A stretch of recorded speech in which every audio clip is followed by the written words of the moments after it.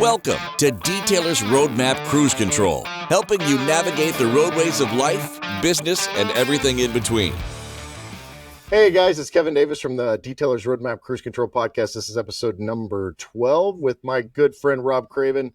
I've known Rob for a while. Rob is the director of training at SB3. Today, evidently, we're going to record a couple podcasts with different coating companies because I just interviewed another guy from a different coating company. But Rob's a good guy, has a lot to offer, has been in business for a while detailing, and then has been kind of doing a lot of training with a couple of different coating companies. And so we're excited to hear more about that, kind of learn some stuff on that side. But thanks for taking the time, Rob. Appreciate you. No, thanks for having me, man. Like I said, we've been friends for a while now, and I feel like the podcasting thing is a new thing, and the more that you can get out there with detailers, is it's beneficial for everybody, man. This industry is just crazy now. It's crazy good. Yeah, and I think everybody has a little bit of a different slant. Like for me, you know, I have my own personal podcast too that we do. We do some short form stuff also, and I think there's a different approach to everything. You know, different approach to detailing, different approach to this podcasting thing and social media and all that. And so give me, you know, I think if not everybody's going to know who you are. A lot of people are going to know who you are, but give me your background, kind of your, I keep using this phrase, but your superhero backstory, detailing superhero backstory for us. Kind of give us that fill in and so we can get to know you and dive in. Yeah, I mean, I always say, you know, my biggest benefit of being a trainer now is I've seen every aspect. I started out as a mobile detailer, then moved up to, you know, multiple mobile units, then graduated into the shop, had multiple shops. I've had, you know, been single owner of a shop, been in another shop with corporate partners, and then now just fully training now. I've kind of seen every aspect of it. And as you know, traveling around the country, you're able to see a lot of different types of detailers. Mm-hmm. And there's so many different levels to this. And that's what I don't think a lot of detailers understand is they want to be in every lane whenever you just need to stick with the lane that works for you. But there is levels to it. So I started out mobile, went to my first training, I want to say 10 years ago, and totally changed my overview of the whole detailing industry. I left that training. It was a car products coating training, and left Mr. Eric. Yes, Eric did that training. Yeah. Love Eric, love Andrew. And I mean, I still, you know, the biggest expression that, you know, he told me was it's all about adding zeros, Rob. That's what we're here for. We're adding zeros to the ticket. We're trying to make more money. And I had never looked at my detailing career as making money at that point. It was just kind of a thing. I loved shiny cars. I think it started from when I was a kid. My mom would let me drive her car to the car wash at 13. I could drive to the car wash, couldn't drive nowhere else. So it was just like, that was my in. But now you grew up in Texas, right? You go Panhandle? So Houston. So you're in Houston now, right? Mm-hmm. Were you in Amarillo for a little while? No, that was my good friend Travis McNutt. He's oh, out there Travis. In okay, yeah. I you know, you guys are so good looking. It's hard to tell you apart. I got hair. Come on. Yeah, there you go. But yeah, started, you know, doing the mobile, and then once I did that training, because just looking for that next step is when I really started getting into coatings. And, you know, right before that training, one of my regular mobile detail clients, I did every week say, hey man, got this new stuff on my car. It's C quartz. And I'm like, okay. And he was bragging about it. Of course, me as a mobile detailer back then, I'm like, yeah, whatever. Let's give me your keys. Go to wash the car and literally seen the water reaction, seen how easy it was, and was just mind blown. So I immediately, you know, did what everybody does and took to the internet, started researching, and that's when I just fell into this rabbit hole. And, you know, haven't looked back. I got a lot of information from that training, but then also just opened my eyes to a broader spectrum of what we could do. And not only that, but then also following up and starting the forum thing and getting in all these groups and all that. And like, oh my God, there's other people in the country that do the same stuff that I do. And being able to network with that just blew my mind. And it was real surreal, into the fact to where once, I got back and started getting fully into coatings, I knew that one, there was a lot of people jumping into it that didn't know how to do it. And two, I knew at the time, because I was a single owner, that I couldn't grow my business the way I wanted to. So I immediately wanted to do something that could help out other people. And then once I did my first training with somebody, it was just like such a high that I've been chasing it ever since, man. I just, nothing like seeing that light bulb click in another detailer's mind. And it could be something super simple that I show them, or, taking somebody from not knowing anything to, now they're doing $30,000-$40,000 a month. Like, wow. That is just, music to my ears. But it's not, well, I always say it's not that I'm much different than anybody else. They just haven't seen it. And once they've seen it and they know that can be done, the possibilities are endless. The industry right now is at a point where people are using this as a career. Whereas, I know a lot of detailers can attest to this, going up to a client and then him saying, "Oh man, I remember when I used to do this until I got a real job," or, I used to do that until, back when I used to do it. It's just like, well, this is what I'm doing for a living. And now you can actually say that.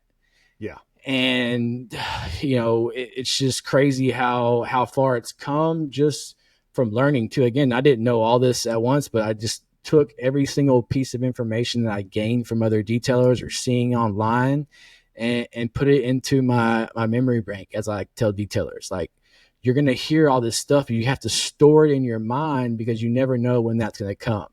And filter it on the way in. For sure. Yeah. And filter it.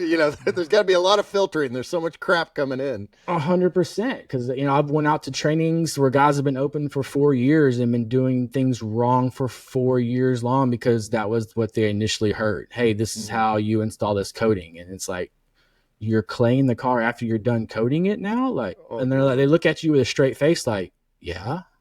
And I'm like, that's wrong. And then once you tell them, you see everything click, and they're like, oh crap, well, maybe I'm doing this wrong and doing this wrong. So that's why, the word training, a lot of the, the OGs or the hardcore detailers, like, oh, I don't need that. I'm like, well, you do, because you never know what you're going to pick up.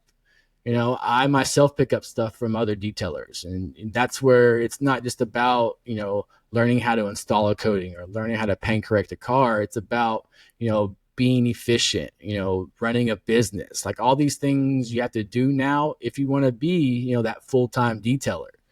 And, the market is there. Not every market will let you get a, $2,000 coating job, but there's a $300 coating job in every market.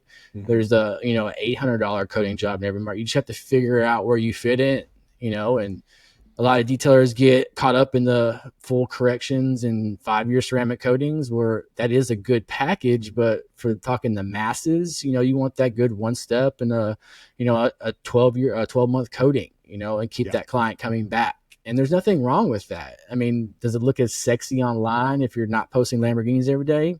No, but at the end of the day, that's just pictures online, but there's a way more Honda Civics out there than there is Ferraris and stuff like that. But yeah, it's part of knowing your customer, right? Like, and knowing your market, because I mean, like here, I'm in Montana, right? Like most of our business when I was running full-time shop was interior work, because people don't take care of the exteriors of the cars. They also don't have supercars here. There's maybe 2 in the state. There's a bunch of registered ones in the state because it's cheaper taxes and everybody registers them in Montana. But like you got F-350s that cost $180,000, the King Ranch edition and that kind of stuff. So it's just different. But we did interior coatings. We did tons of interior work. We did pre-winter coatings, after winter packages. But like I think I've worked on a bunch of hot rods that have gone down to different parts of the country. But supercars here, other than like my car, which is not a supercar, it's a hot rod. You got to think the general Ferrari client, like, they're not going to have that car long. They don't really care. They're not really true car guys. I'm not everybody, but obviously majority of them, they're not going to want to spend that money. But that person that bought that Honda Civic, that's going to put 200,000 miles on that car, that's your coating client.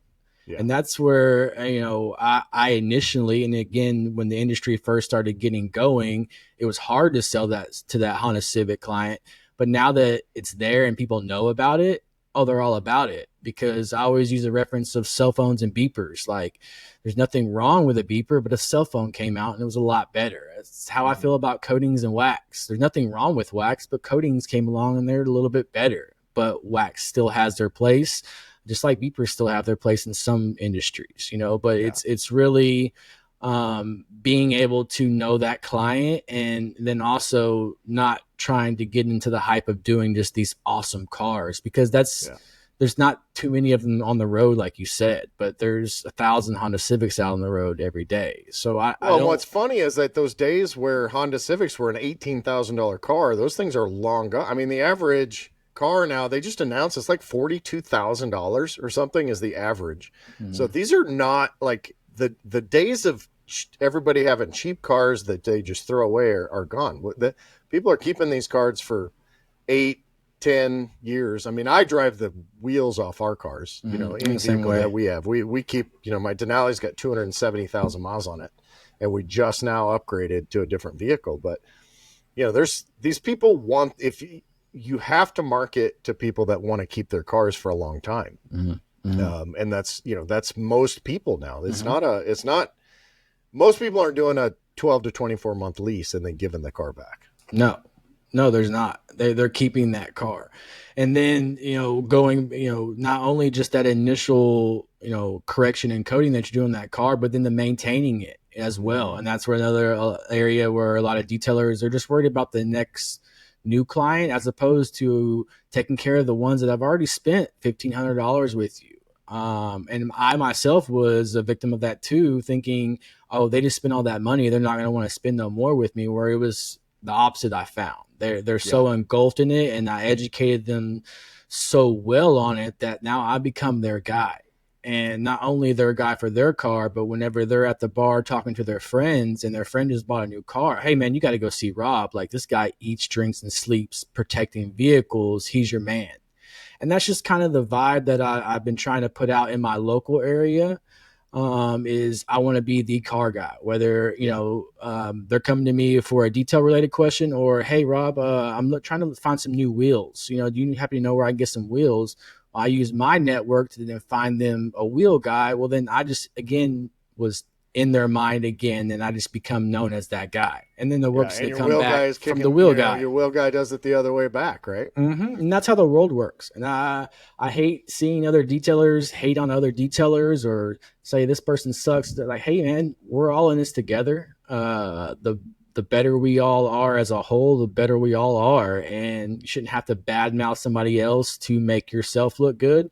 Just explain what you do. And that's the main thing. Is there bad detailers? Yes. But it's few and far between now, because with the internet, the client is way more educated too. Like, they know what the cheap detailer is now, and they know what the expensive level is. Yeah. So and a lot of times those quote unquote bad detail, I mean, they're just bad people, but a lot of times those guys that are bad detailers are usually uneducated.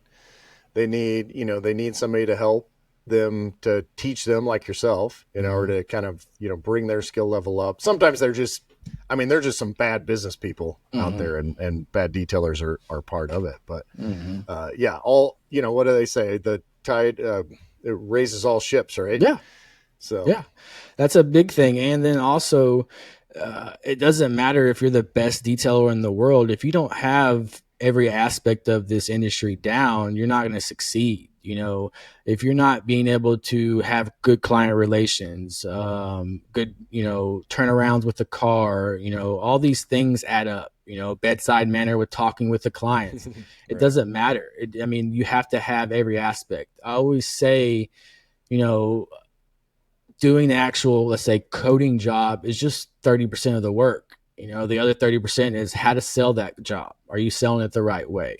Are you saying, hey, you're never gonna have to wash your car again? You're never gonna scratch. Like, you're just setting yourself up for, bad problems down the road, and then are you going over aftercare with the client? Are you making sure that they, come in regularly for maintenance? All this stuff adds up to, that's how that, small one-man detail company becomes, 3 or 4 shops. because they know every aspect of it, not being just the world's greatest detailer. Because it doesn't matter if you're, LeBron James, if you're just playing at the local YMCA, that's all you are. No one knows because you can't grow. You can't grow that way. So I always like to say, be good at what you do, but then also be good at every aspect of that. And so many detailers, they wear so many hats. They're the secretary, the installer, all this stuff. They can't do it. You got to be able to pass that torch down and make a business out of it, because it is a business now. It's not just you going around washing 3 or 4 cars a day. There's and we luckily we've got to a point where you can hire a third party bookkeeper that has 25 bookkeeping clients, and so you're not going to pay her or him the same amount of money as you would if you had to hire somebody full time. I mean, there's virtual assistants, there's software, there's apps, there's all sorts of things to help you in every aspect of these businesses. But it's interesting you say, it's this whole I'll talk every time about the podcast on this podcast about the ego of our industry, right? I posted today a meme that I posted like 5 years ago that says, if you think you're the smartest guy in the room, then you're in the wrong room. Mm-hmm. And having that attitude of humility and really understanding that you can learn from absolutely everybody you come in contact with is a huge deal. Mm-hmm. And that's how the ego thing. That's why when I had my businesses, I didn't want to hire yes man people. I wanted people in the room that would challenge me, that would make me. I didn't want to be the smartest man in the room. I wanted other like-minded people with me, because there's going to be times where I had to step out, and I didn't want to step out and then have to worry about some guy that I was just paying $12 an hour to talk to a client selling a $2,000 job. So I always paid my guys well. I made sure I had the best of the best, because one, I didn't have a revolving door of people coming in and out. That's just something that you're going to have when you're paying a guy $14 an hour. You just can't sustain life that way. So I always like to hire, family men, people that needed to make money and understood that this was a business. This wasn't just a stop and go type job. If you weren't in it for the long run, then, I wasn't interested. But then I also had levels to work your way up, from wash tech to, correction and coating to PPF. If you were a tenor, you could, grow with the company. But I didn't want just a guy walking around in flip-flops and basketball shorts. Like all these little, again, back to what I was saying, it's not just the work, it's the little things. It's the shop clean, the guys wearing uniforms. All this stuff adds up to the client. Okay, that's why it's $1,500. It's a trust thing. They don't necessarily want the cheapest guy. They want to be taken care of. And I wouldn't budge on prices. I would stand firm and just be like, hey, you see what's all around. You see my shop. You see, we're going to be here. I can't beat that $500 price, but this is why. And then 90% of the time it worked. Yeah. I even said, a couple of times I'd be like, hey, tell you what, call your boss right now, take 30% off of your check, and then I'll take 30% off of yours. And they start laughing, which breaks the ice. They're like, I didn't think about that. That's really what you want me to do. Mm-hmm. We as business owners like to be at about 30% profit range. We just asked me to take that off. So now I'm doing this for breaking even. So that's not a win-win. And that's like Darren Priest always said, like, it's got to be a win-win for both people, the client and you as the detailer. Because if not, then you're just going to be struggling.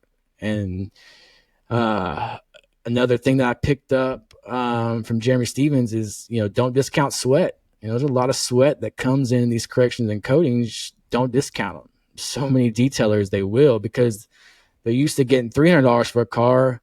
Well, now we're at $1,000. Well, even if I go down to $600, I'm still $300 over than what I normally get. Well, you can't look at it from that aspect, because it's going to take the same amount of time, and you could be doing that job, let's say, for $600, and then get a call for someone that want to do it for $1,200, and now you're out that money. Yeah. So stand firm, but stand firm to that your stuff, not just nose up. I'm the best ever. Get away, because I've literally seen some guys lose their businesses on just that aspect. Nothing to do with their work. Their work was amazing, but they couldn't talk to the client. They couldn't get down on that level, or they were just too high and mighty. And, I've seen those fall, and I've seen the ones that, had the integrity and will talk to somebody. And again, that's what really, drew me to SB3 was Barry and the team that they got there. They have high integrity. They're there for the detailer. But they're also real about things. And that's it's hard to come by with some of these, product companies. They're really just about the bottom dollar. But, I've been with them now for a year, and they're really there for the detailer. I could say that. Yeah. And they built the network. I mean, the network that you guys have has been amazing to build. And when you did, in terms of learning how to sell, when you did that car training, was that all? I know Eric's a great salesman. Andrew's a good salesman too.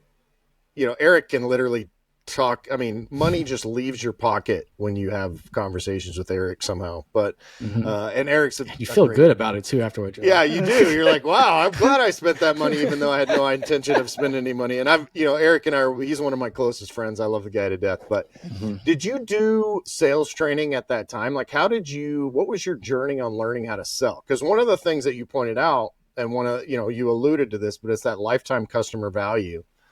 And so many of these guys now don't realize that this $1,500, $2,000 coating thing is, we have a lifespan for that. And I think if you're using that as the only way you're building your business, I think we've got some trouble. So I always recommend that you sell the maintenance package should be part of your selling process for the coating package. Like that service that you're providing on day 1 and 2 is just the beginning of that relationship and that, and maximizing that. So talk to me, how did you learn how to sell? Like, what is that, just something innate, or is that something you learn how to do over time? Or, honestly, I did not know a lot about it. Again, I've always, I'm from Texas. I grew up in the oil field. I was a crane operator. I knew just work. I didn't know anything about sales. I actually hated sales. I hate salesmen. I would hate going into a department store and them coming up to me and telling me this, telling me that. I'm like, I just didn't like it. Yeah. But what I found is the more I knew about the industry, the more it just came out naturally. And it sounds real conceited that way, but honestly, that's how it was. Like, I literally got engulfed in learning everything I could about the process. And then once I did, I just turned around and told that to the client. And I would have clients have deposits down at other detail shops, and then they were dropping off their friend at my shop. And they're like, man, after seeing the enthusiasm on your face and hearing you talk, they can keep my $200. I'm bringing my car here. And again, they hadn't seen any work that I'd done, but they felt comfortable. And I said that before earlier. That's what it's about. We're here to show them what we can do and then make sure that they're comfortable with doing it. And that's what really resonated with my sales. And build the relationship, right? Build the relationship. And then, going over the car and then giving the client what they want. So, every detailer knows the client would call, hey, I just got a brand new Escalade and I'm looking to get it ceramic coated, blah, blah. Okay, no problem. Can definitely get you taken care of. Excuse me. And generally we do a 1-step or 2-step, paint correction on it to get the car ready for a car. Oh, it's brand new. It doesn't need all that. It's brand new. No. And I would say, hey, tell you what, bring your car up here. If it needs no polishing, I'll coat your car for free. They're like, really? Like, they're thinking, oh, I'm good now. Come up. Yeah. I know I'm getting them in the door. And as you know, getting them in the door is half the battle because of what I said earlier, the shop, uniformed, all this stuff. I just want them to see what we're doing. And then I show them, I bring out a little handheld light and show them the swirls. I've never had to coat a car for free. But again, I'm establishing that. I'm not saying you're dumb, Kevin. There's scratches all over that car. Right. Like, come on, get out of here. I'm saying, okay. Hey, you may have that unicorn for sure, but I highly doubt it. But come on in, let's check it out. But then once I do show them the swirls, I start going around the vehicle and then we start talking. And I always say I want the client to do most of the talking the first 5 minutes. Get everything out of there. Tell me what you use your car for. Tell me what you want to get out of it. Where are your trouble areas? All these things, because when they're doing that, I them am figuring out in my mind which road to lead them down. If every client shows up, there's, 4 forks in the road. I got to figure out, is this one the wheels off, clean underneath the seats, every bolt and everything corrected, coated to perfection? Or is it clean, like Rennie says, clean paint, shiny tires? What do they want? Are they somewhere in the middle? But I'm able to get a sense of that. And then once I get a sense, then I'll start pushing down that road. Because if the client comes in, they're like, oh man, it's a lease car. I trade it out, once a year, blah, blah. I'm not leading with my, 7-year coating package and all that, because they're just going to be turned away. Right. I'm leading them down. I'm going to start not at my entry-level coating, but my mid-grade coating. And then if that's not in their realm, guess what? I can knock them down to an entry-level coating, but they were super hyped on the interior of their car. So I'm making the money now on coating the interior of their car or steam cleaning the interior of the car, because that's what they care about most. Whereas if I just stayed with my ego, oh, you need perfect paint, you need that 7-year coating. Well, that's not what that client wanted. They got 4 kids and Cheeto stains underneath the seat. They want that taken care of. So you got to figure out, again, which lane they belong in. And then once you figure it out, then it's adding zeros. Oh, yeah. Entry-level coating. All right, well, you wanted to do the wheels off because you wanted to eat off your fender wells. Cool. No problem. I can get that taken care of. Interior cleaning and leather. Now I've added 3 services to that entry-level coating. So now I'm still on top. So I'm still able to make my money, but I'm not just being super focused on just the paint, because there is people that are super focused on paint, but even the heavy car enthusiasts, you've been to car shows, you see them. Dude, yeah. They're wiping down their cars like crazy and wrong towel. They care, but they don't care. But they don't know, right? Like they don't know the difference. That's that Mike Phillips line, and I've used him many times. They don't know the difference between a swirl and a squirrel. That's Mike Phillips used to use that thing all the time in every training he does. But I like that. I'm gonna have to use that one. I have to use that one. Snail and a squirrel. But that right there, back to the initial question, where did I learn the sales? It was honestly from hearing a bunch of people talk about it. Yeah. And then understanding I knew all the ins and outs, so you couldn't pull one over on me. Because if they said, "Oh, hey Rob, I understand your process, you do awesome, but I really don't want any polishing on here, just coat it." Yeah. I would say, hey, I appreciate that, but I can't do that, because unfortunately you tell me all that stuff, but when your buddy looks at your car, you're not going to tell him that you cheaped out and didn't do the full package, and then now that's my work on there. So the only time I would ever just coat a vehicle without doing any, correction or polishing would be like work cars or like a fleet of, electricity company or something like that, where they just got it wrapped and, want to help protect the logos and stuff like that. That's the only time, because they're not out talking to people about their cars. They're just talking to other business owners maybe. But if he's a Corvette guy, I'm not going to just coat it, because they're going to be showing that to everybody, and then it's not going to be a good reflection of our work. Right. The same, like I tell detailers, do the interior too, no matter if they pay for it or not. Because no matter how great of a correction job that you did on the outside, when they get into their car and they see streaks on the front windshield, their mind just went, oh. Yeah. And that's what I always wanted. That was my main goal, was to stay away from the, or like I told my guys, I'm always going to stick up for you. I'm never going to throw anybody on the bus, but try to eliminate the amount of times I have to stick my foot in my mouth. Right. If we're going over the car with a client and there's a bug gut on the mirror, that's my foot in my mouth, because that mirror should have been touched probably 15 different times throughout the washing, the clay barring, the polishing. And the fact that we still have that is now opening up that client's mind to what else they messed up. Yeah. What else did they not do? Now, will they see, that one swirl on the bottom right fender? No, but they'll see that bug gut. And that right there will have them go over the whole car with, a magnifying glass. And no matter if you're the perfect detailer, you can't get it perfect. So I'll try to, again, eliminate those. And I found eliminating the obvious stuff, which, to to most detailers, like, oh my God, I can't correct the car. That no, you can. You just have to make sure to pay attention.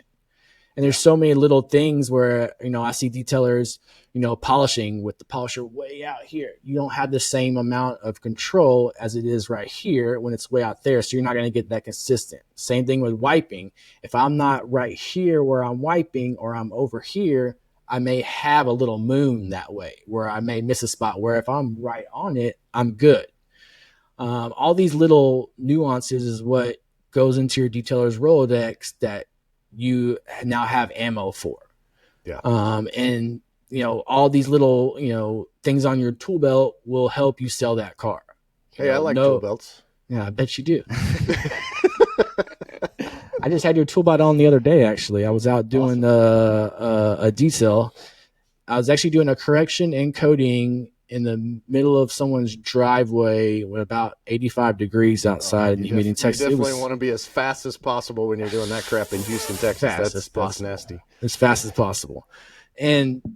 But it takes several things on your tool belt to be able to sell these jobs. When I hear detailers, complain about the IDA, no customer has ever come into my shop saying, oh, you're IDA certified. No. But when they see the plaque on the wall behind, it kind of gives them oh, okay, now I feel at ease. The same with, going and networking with other detailers. Going to SEMA. Like I tell detailers all the time, if you go to SEMA, you should be blasting all throughout your social media what you're doing. Hey, guys, I'm here trying to make sure I'm on top of the latest and greatest products.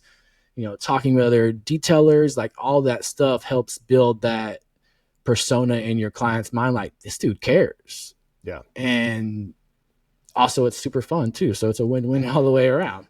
It's exhausting, but yeah, I was about to say it's fun for your attending. I've never attended. I've always just worked it. We always network. We don't ever have a booth, but I've been a bunch of times. But yeah, it's usually 24/7 and actually for us, we do 7 days. So it's about 20 hours a day, seven days in a row. But what you're describing is actually what back in the 90s, they had this thing called the solution selling. And it was a very specific sales technique that essentially it's a problem solution. What if I told you that you didn't have to wash your car as often? That's the solution to the pain. And what you're describing by going through and walking through the car with someone is identifying the pain points that they need to solve, or that you need to solve for them, that they're looking to have solved. And like you said, if they're, if that guy driving the Escalade works in the oil field in Texas, and he's out in, and he's running through clay and all that crap all day long, like he may want a coating so that it will be easier to get that crap off of there. Yeah.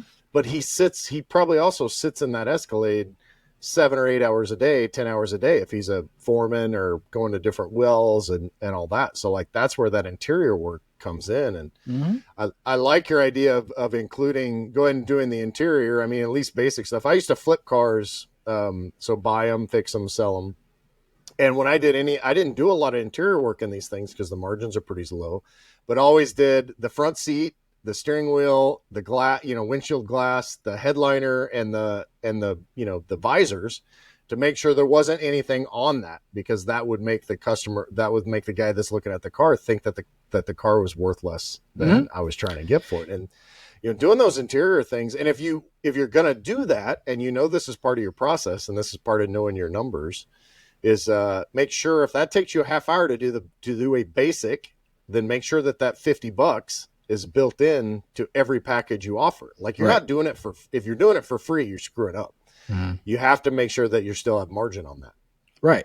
You gotta know how much the hamburger costs, to make. If Johnny down the road is $8 hamburger, you're like, oh, I'm gonna make mine $7. Well, no, you can't just say that. You have to make sure that you're going to be profitable at that. Yeah. Because if not, you may have a better burger, but you're going to end up losing because you're going to run out of money.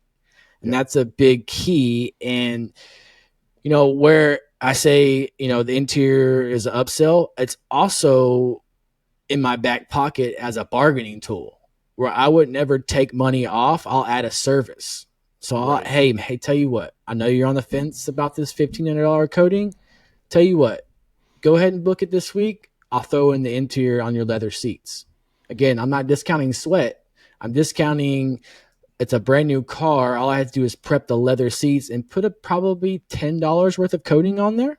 Yeah, that takes 5 minutes. 5 minutes. And 20. if you did it right, you already have it built into your prices already. It's already built in. So you're not, Exactly. it's a win-win, right? Exactly. But that's again just knowing what you're doing and knowing the client and knowing.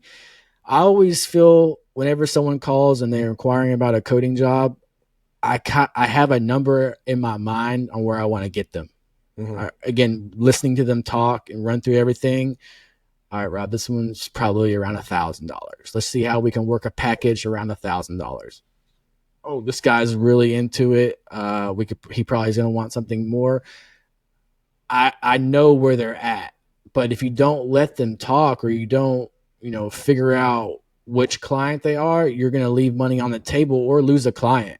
Because again, if you're gung-ho about the exterior, but that Cadillac guy that drives the dirt roads, or I do a lot of real estate people's cars because they got people in their cars all the time, inside their cars, and they can run through the automatic car wash every day to keep the outside clean, but the inside they want dialed in. Well, that's $500 interior coating package, and I knocked that $500 interior coating package out in an hour and a half.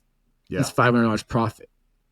And that's where it's lost in all this is the profit margins we can achieve through just detailing is so high. And with the amount of product costs, it's zero. Like it's to clean the interior of a car. I mean, what, $15 maybe in chemicals? Like not even that. Yeah. Not even that with concentrated stuff like that. Like, but again, I landed that $1,500 job just by giving that one thing for free. And it's not for free because it's worked in the price. And also, I was only at $800. They were confirmed for $800, but I threw in the interior, and now they're at $1,500. So I just made a $700 difference just by giving $50 worth of service. Yeah. And that's where it goes to knowing what you're doing and knowing I'm not lost in just the paint correction part. I mean, that is a big step, but I'm not lost in that because it can hurt you. Just same with PPF. What I hate about PPF is you mess up, you're out. Like you mess up on a hood, that's $400 worth of film. Yeah. Or I mess up with a coating, slap some compound on a buffer, and boom, we're good to go. It's maybe $10. The profit margins can be there. There's a lot more wiggle room. Yeah. And with these coatings and detailing products, I mean, some of these compounds and polishes, they make it easy, man. With diminishing abrasives and stuff, it's not like it was, 15 years ago when we first got started doing this. I remember my first polishing job was with a Makita rotary, and I still got one of those in my shop right now. I call them dinosaurs, where they're extinct, but they are still needed. I didn't think I got these biceps, man. That's from holding that 8-pound, 10-pound polisher all day long. It was hard, and the skill requirement 10 years ago is a lot different than now. When I do trainings with 20 guys in there, and they're like, they look on their faces, they're so scared, and it's like, hey guys, you're not going to mess up this car. No. I can guarantee you that with this dual action polisher, you have to be trying super, super hard to mess up paint. Yeah, basically turn it upside down and hit the hood with the backside, and then you could do damage. Other than that, it's essentially impossible unless you try to run it without a pad on it. I mean, exactly. It's just I'll literally sit there with it on one spot and talking with the guys, and then you can see the look on their face, like, "You gonna pull it off? You're gonna pull it off?" I'm like, "Guys, look, it's not. We're good." Yeah, but.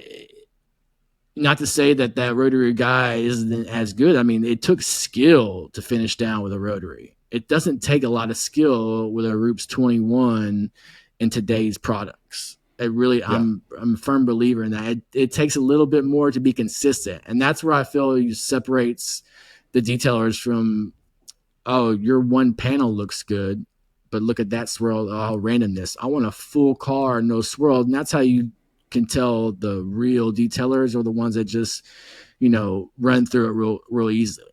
But the problem solving, I mean, being able to identify, okay, I've never done a black GM truck. What do I do? How do I do test spots? How do I figure out of my arsenal what the best way to approach it is? How do I deal with, I didn't realize the paint on the hood had been repainted. Now what do I do? Because it's thicker, it's harder, it's different than the fenders that I just did. Those kind of things are where the skill set comes in. And we're one of the most ironic industries, because from a skill set barrier of entry, and this is no knock on the guys that are really good detailers, and but the barrier of entry from a skill set is not that high in order to do a decent job from a technical detailing standpoint. The secret and what differentiates, and I think that's what we're seeing now between detailers and business owners that own detailing shops, is the sales process, the networking process, understanding your numbers. I was curious. I was going to ask you, you do tons of training. You come up, you have these different guys, some own shops already or detailers already. How many of these guys actually know their numbers? And girls? I mean, how many of these detailers actually know, if you said, what does it cost you to do an average car? Would they know the answer? I would say it's getting better. I would say, because we've been beating them for the last 10 years, probably. Because of the apps and the different, aids that there is now. It's a lot more, but I don't get too far into the numbers with detailers. I mean, it's, unless I'm flying to their location, and then that's something that they're worried about. But I haven't really had too many like that. Okay. But what I always tell them is, hey, or when I say, hey, how much is your base detail? And they say, oh, it's $80. And I'll say, why? And they're like, oh, because Johnny down the road is $90. I'm like, well, that's not it. Race to the bottom with that. Exactly. And I always tell my clients that call me, I'm not the cheapest. I'm not the most expensive. Okay, I'm right there in between.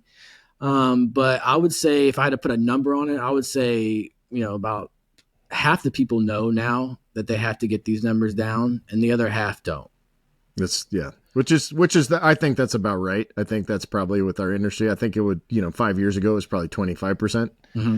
But we have so much better tools now, and I think that everybody that's doing training is probably hammering that a lot. I know that, all the guys that are successful in business that I've, talked to over the years, they all know exactly what it costs, how much labor it is, at least within a reasonable number. Because if you said, hey, I charge $80 for a detail, and you're like, well, I can guarantee you that detail is costing you $110.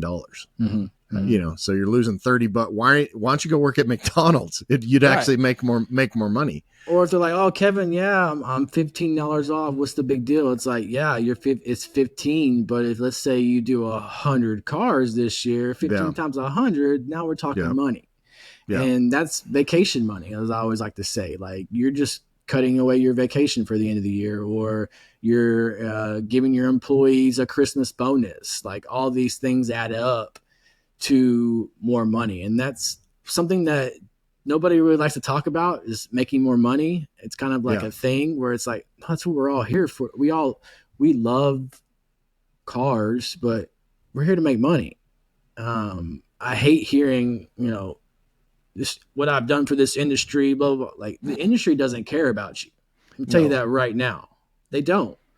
But now, can you do your due diligence to honor it? Yes, but don't fall back on that. I'll tell you that right now.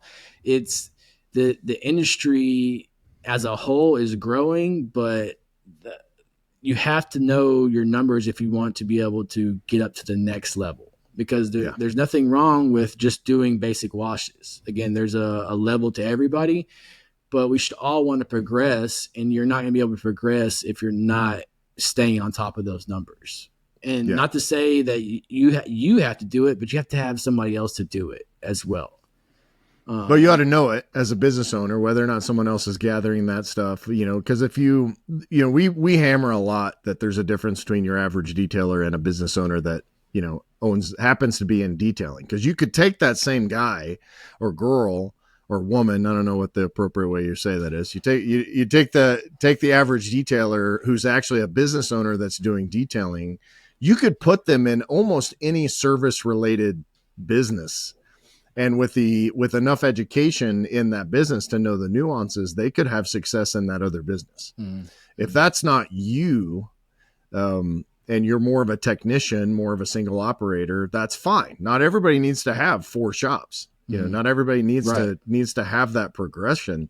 But if you want to be in that level, if you want to kind of find yourself in that tier, there's certain things that have to be done, and you have to separate yourself from that technician. If you haven't read the E-Myth Revisited book, I highly recommend it. It talks about the difference between an entrepreneur, business owner, and a technician. And, they have it on audiobook and all that. Good thing to listen to while you're detailing your next car and timing it so you can see how long it takes, right?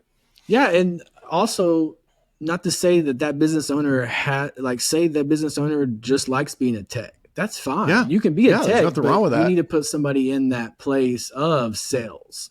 And that's when I branched out to more than just techs. I started having office people.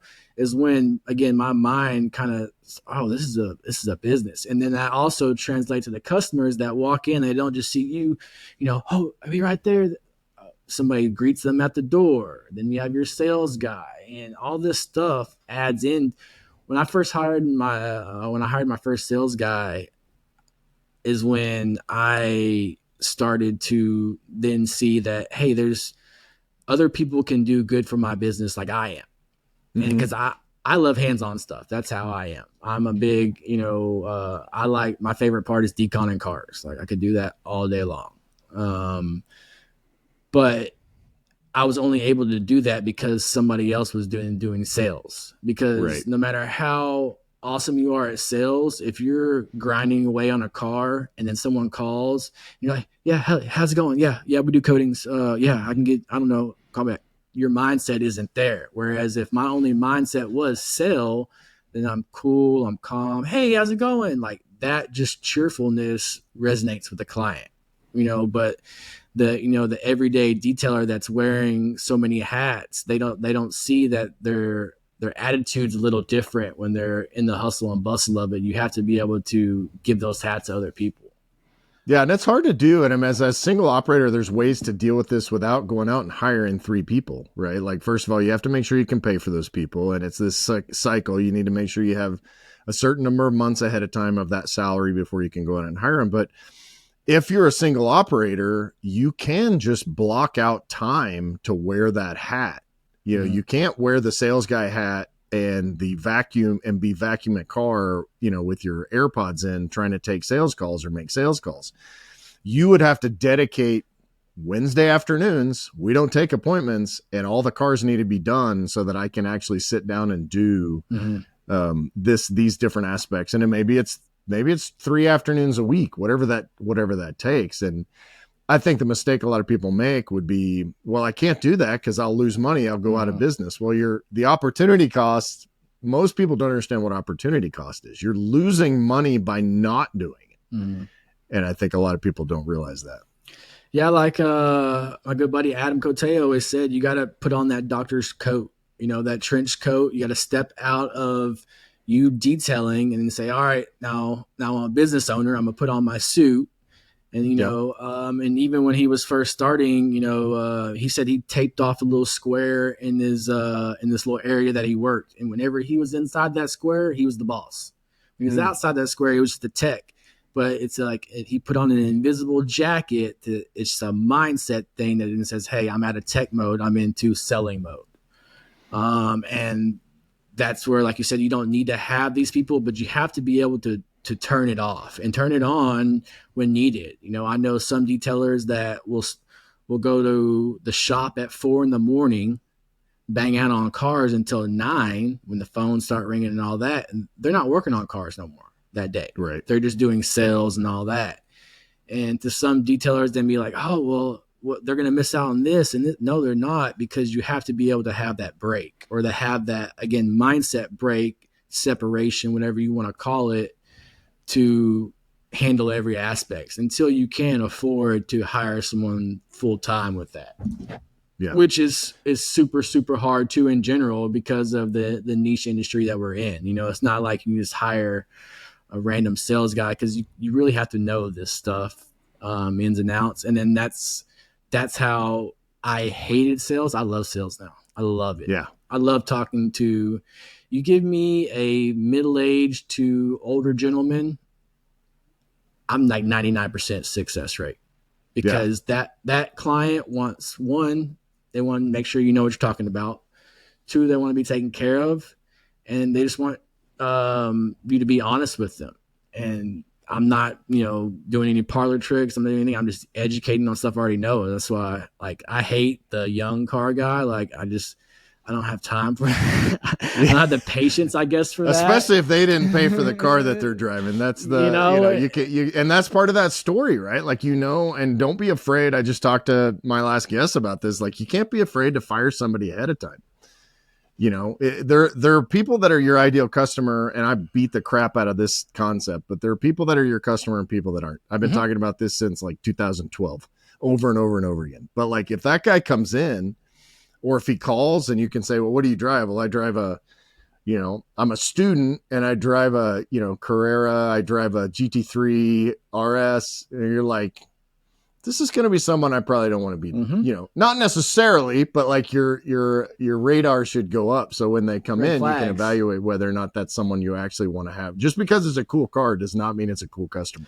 Oh yeah. And again, everything that I know, it's because I've learned it that way and I went through it. And it doesn't matter if it's, I'm not doing that job, it's only $300. No, there's jobs that have been $10,000. I'm like, I'm good. Yeah. It's not worth the headache. And detailers be like, you turned down a $10,000 full body wrap? Yeah, I did, because I know that client.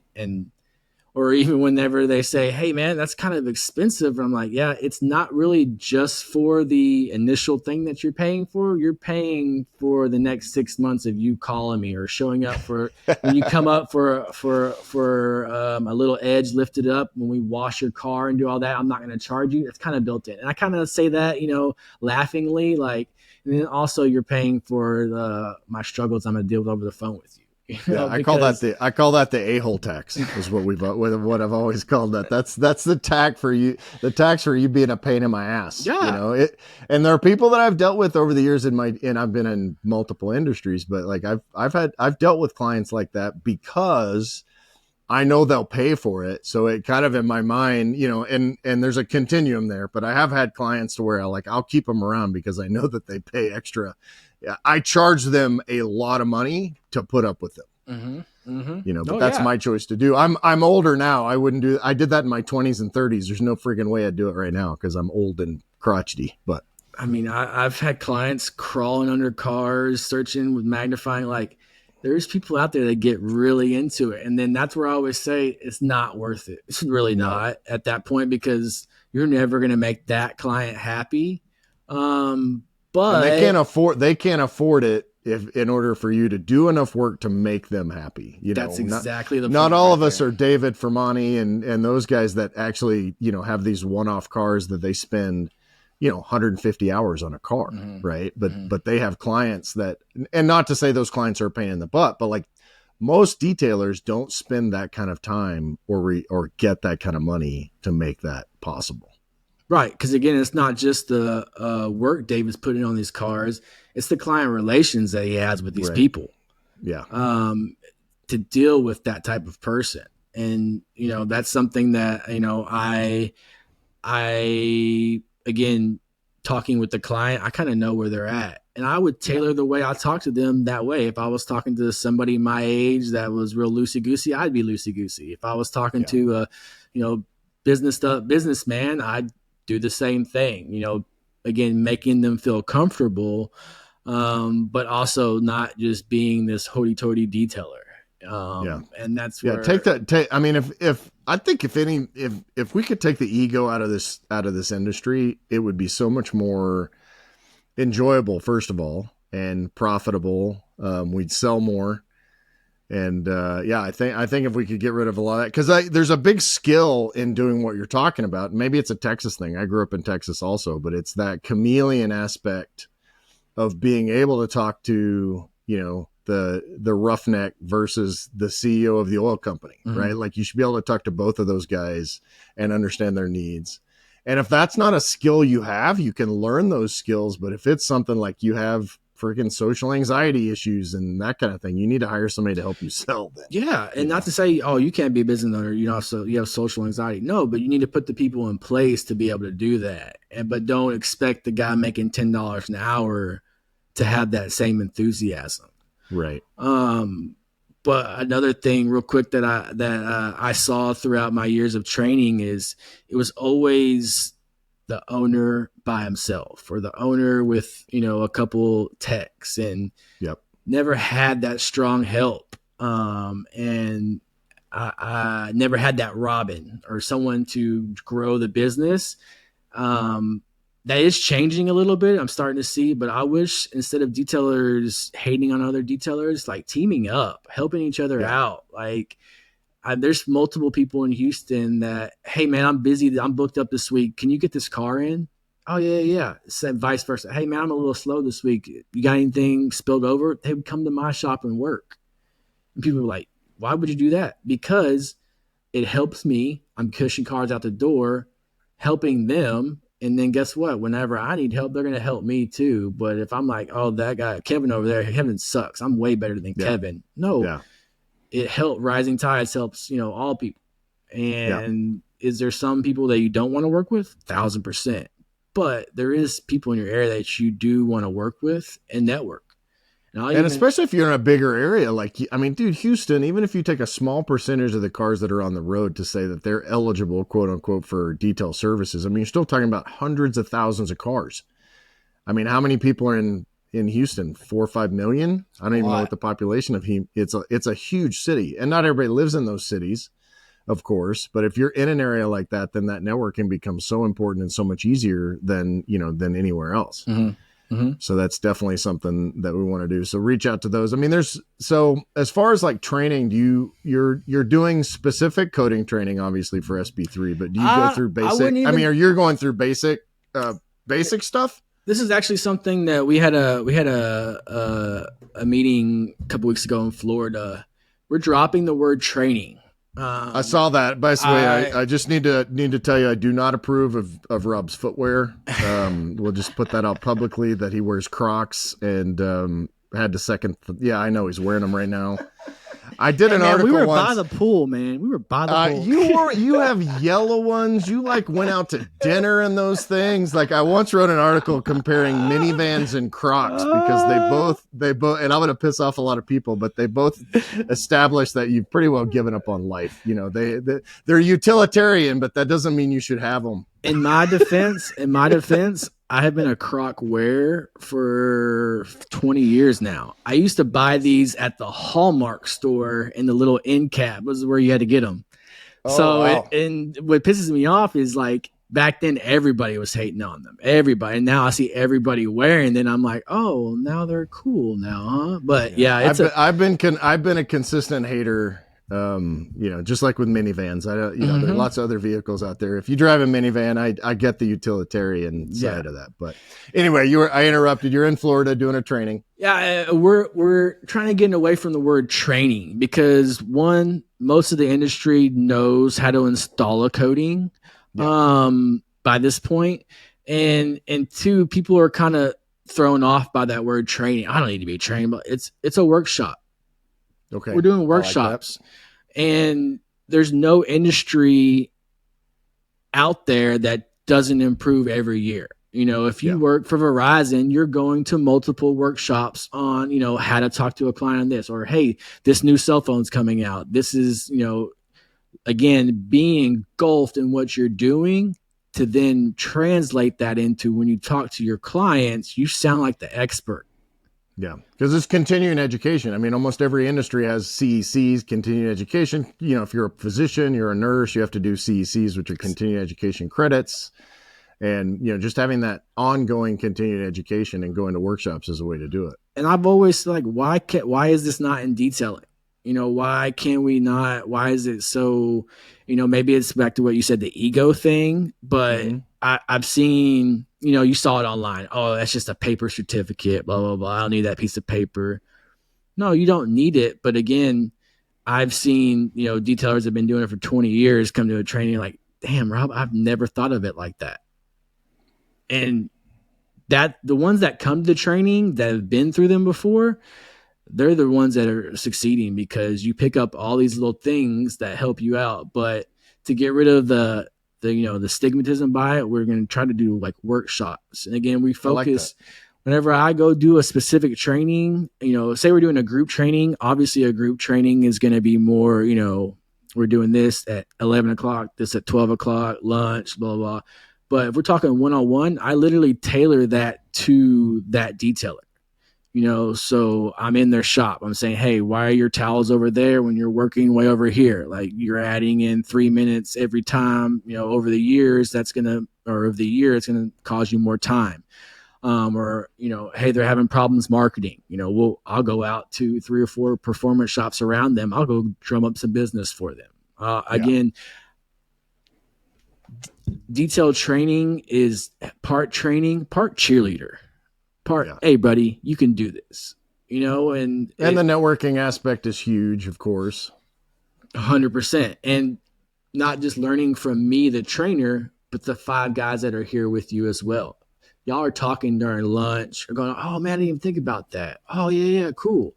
You're networking. You're using this to better yourself, and then telling your clients, hey man, I'm out here, learning this X, Y, and Z. But I've been to, car products training, GTEX training, their summit thing. That summit thing was amazing. Like, cause again, it's showing different aspects. And I don't want to have a workshop with a bunch of, seasoned detailers and talking about how to correct a car. No, but I'm going to say, hey, we found, doing this will save 30 minutes and, show them a quick something. All the little things that they think, or we all think they're little in our heads, but to the average detailer, it's just mind blowing. And I think too many detailers out there think that telling somebody something small is going to make them look bad when they don't really know that it's going to help. The forums now are flooded with people, being rude or talking down on people. I remember 5-6 years ago, it was really a bunch of information on there. Like I would just watch. The industry has changed. I mean, I've been, for a long time, but when I started Detailer's Helper back in 2012, I mean, it's a completely different space than it was back then. And it's funny because you can kind of tell who's been around that long and how they act versus some of the people that haven't been around that long. And that's not to say there's these bad guys, but it's a different headspace, I think, in the industry than it was before. It is. And it used to be a place of finding information. Now it's just going back and forth. And the funniest thing I see is the ones you see with the 120 comments and all that. Like, I'll look through all those comments and look at all these detailers, and I'm like, none of y'all are doing any work. How are y'all able to do this? You know who you don't see on social media all day long are the guys that are working, making $40,000 a month. That's exactly because they may do a post and ghost, and then that's it. They're using their tools to post out there, and they never come back. They're not reading those comments. I'm the same way. I always tell people I'm a poster, not a scroller. So I rarely will comment back, but I use social media for my business. I don't go on there. I don't talk politics. My friend, I would joke with my friends are like, damn, Rob, like we have to see another picture of a car you did. I'm like, damn, Kevin, do I have to see another picture of your daughter going to her recital? Like that's what you use social media for. This is what I use social media for. I use it for business. So I'm going to be professional on there. And then that translates to my clients because it's just a tool. Because I think social media is the devil 100%. Oh man, it's horrendous. It helps me with my business. And that's where the detailer needs to know and not, merge the two. I'm not saying you can't merge, business and, your personal life because it can help in some ways. But when people look at my page, I want them to immediately know what I do. Not have to like we built the Detailer's Helper brand around Michelle and I. And I took so many selfies over the years, but that was a strategic marketing plan that we had. And it worked very, very well. It built a persona, built a recognition, it built loyalty, all that stuff. I was looking through my phone the other day and I found a selfie of me and you when you were going around and doing that. Oh, really? And that's funny because I was just thinking, I think it was yesterday before, Tony Kiger posted a picture of him, in the airplane with the extra seat, and I remember when that first started, 6-7 years ago. the Dylan Von Kleist seat. And it's like, that's what that is, right? DVK. That's a free form of marketing that he got, and it's free. And that's what I tell you, it costs money to get on AdWords or this advertising. Regular social media is free. Use it to your advantage. Like, post your work, find things that you can latch onto that aren't going to cost you any money. Yeah, because then that's how you grow. And use good tools. Like there are tools that I use. There's a Gora Pulse that's a little bit more expensive. I'm trying this one called Loomly now, which is basically, it's an aggregator, so I can post to every social media platform right now. I can do them. One click. I could do one click. I literally, if I don't want to, I never have to go to social media at all. I can use this in order to post. So there's different tools out there to make it faster. You don't get in the rabbit hole. You don't get in that soul sucking Facebook group vortex that's out there. And it's definitely a great way to build your business. What's crazy is, I know you know this, is at first I thought everybody was on these forums, and then come to find out, I think it was like the first 20 trainings I did, like one person had heard of one. And I was like, they don't know about it. So again, these guys are fighting online with people that don't even know what's going on online, but the real people out there that are running their detail business. I'm like, hey, well, have you been on, detailing for money or this? They're like, what? No. Yeah, what's that? Yeah, what's that? no. I'm sorry, actually I have a job. So I'm like, sometimes not I'm that like, those are, not that those are terrible. That's a good thing. Right? That's a good thing you haven't heard about them. Don't go down that rabbit trail. But basically what I'm trying to get at is those forums are needed. 1,000%. You can grow your brand, but you're just growing your national brand. And what people really need to focus on is their local brand. I hear it at SEMA, oh, Rob, you're this rock star, you're this, you're that. I'm like, well, nationally, but I'm not getting being a local detailer doesn't help me nationally. Right. Or if I'm not nationally known, I want to be known locally. So back when I was with Ceramic Pro, and if you would have asked anybody in the Houston area, they would have thought I worked for Ceramic Pro before I did, because I was going around acting like I was. Yeah. Right. And then that got me the job with Ceramic Pro. When I first got on with them as an installer, I said, hey, y'all don't have a trainer. You're talking to the next one. And they're like, that's cute.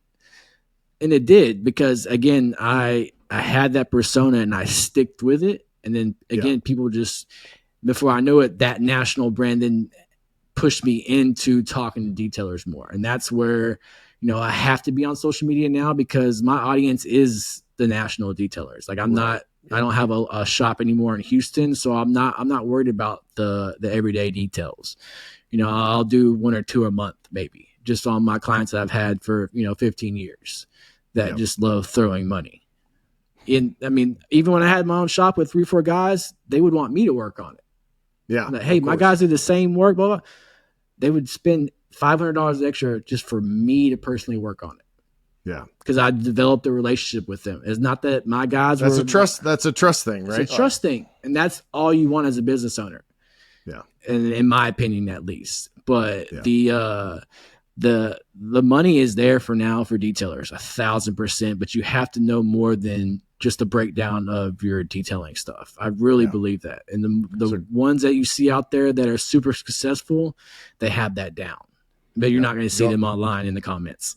No, go out and find a workshop to go to, network with your local guys, do some team up stuff. Hey, I always ask what's your one piece of advice that you would give to a new detailer or somebody that's struggling or somebody's trying to build, or, as we said, even somebody that's been in the business for 20 years could still probably learn something. You don't know it all. You don't know it all, and try to learn it. Try to learn as much as you can. I always like to listen to what everybody says. And from my experience, the person that knows it all, they don't. And but nothing makes me happier than being at a random,